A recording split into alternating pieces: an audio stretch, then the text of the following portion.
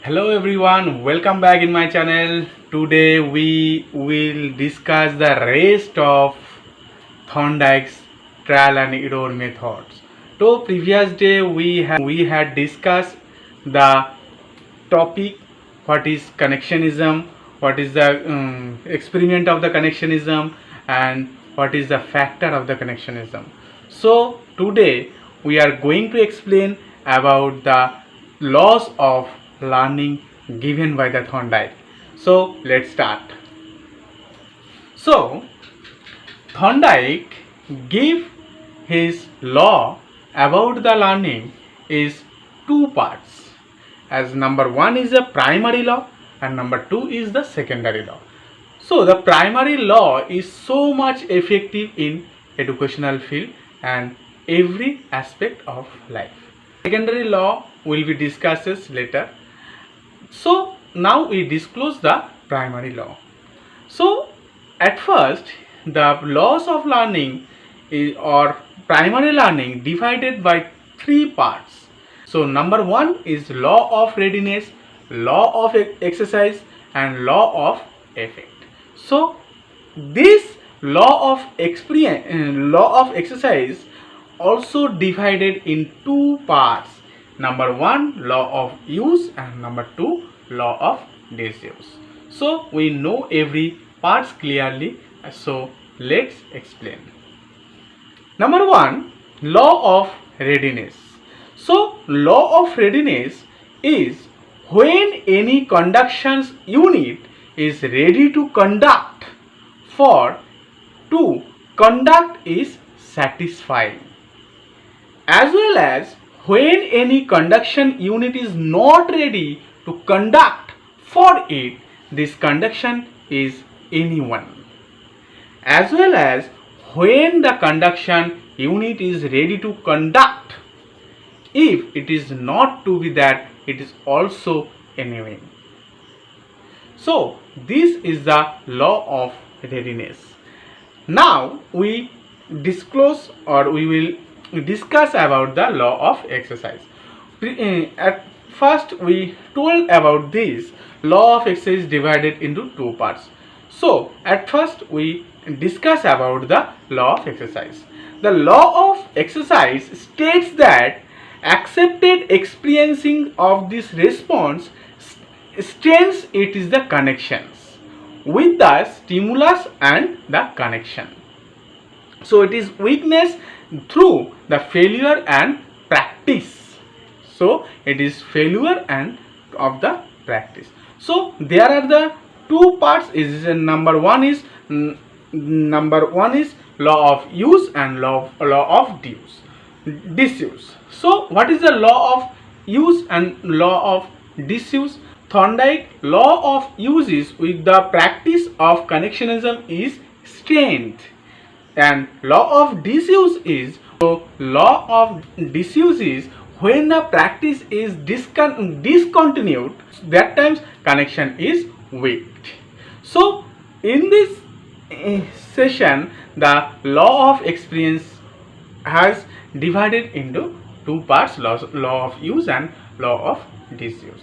Now we disclose the last primary law is name is law is effect.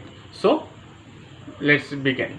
So the law of effect is any behavior that is followed by the pleasant consequences is like to be the repeated, as well as any behavior followed by the unpleasant consequences is like to be stopped.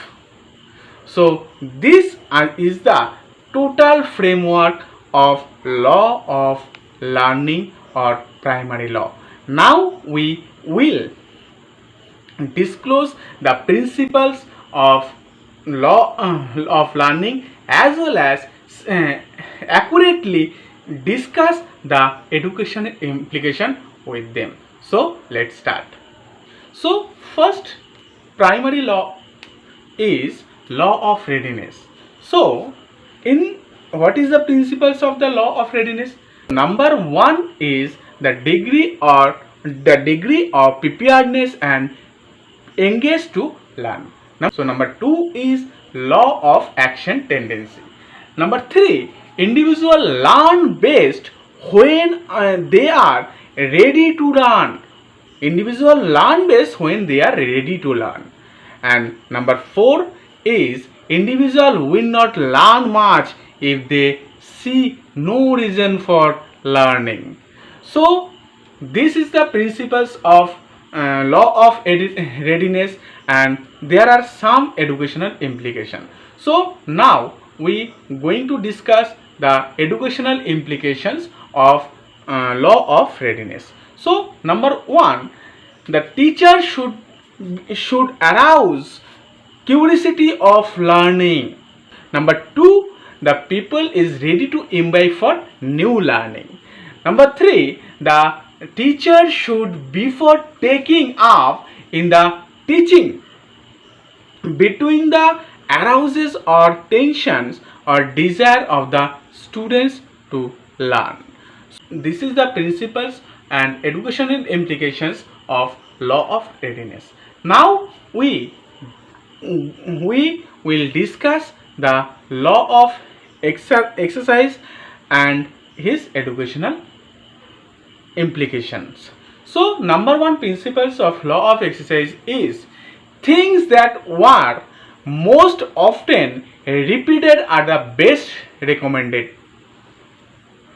So number 1, things that are most often repeated one best remembered. Number 2, learning are strength with practice. Number 3, principle is learning are weaker when discontinued.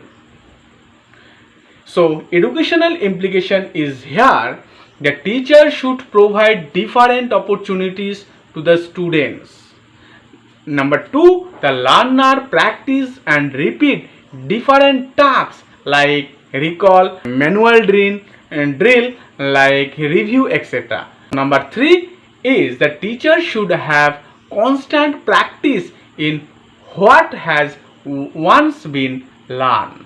So this is the 3 educational implications of law of exercise and as well as some principles of law of exercise.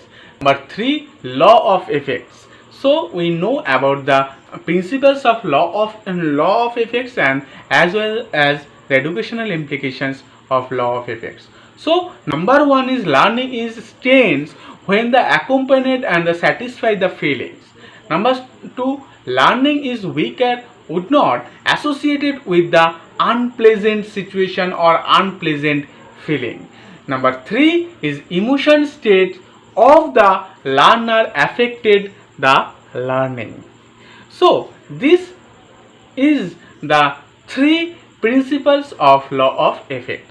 Now we are going to explain the some educational implications of law of effect. So let's discuss. Number 1, discouraging emotional state should be avoided. Discourages emotional state should be avoided. So number 2 is reward and recognitions play is so much grateful for encouraging. And number 3 is punishment should be avoided or focus the possibilities. So the education learn that of every aspect of life, don't punish the students, don't punish the people. You are the creator, you create all things, don't punish them. So those are the principles as well as educational implications of those 3 types of learning. So now we know about the secondary law. Secondary law is law of primacy. Number 2, law of intensity. Number 3, law of recency. As well as the other subordinates law also included here. So those are law of multiple response, law of attitudes, law of analogy and law of associating shifting. So this is the total framework given by the Thorndike. So we know today Thorndike primary law and secondary law, as well as we know the educational implications of connectionism theory. So today I quit this session here, and next day I will come with a new theory. So take care and bye.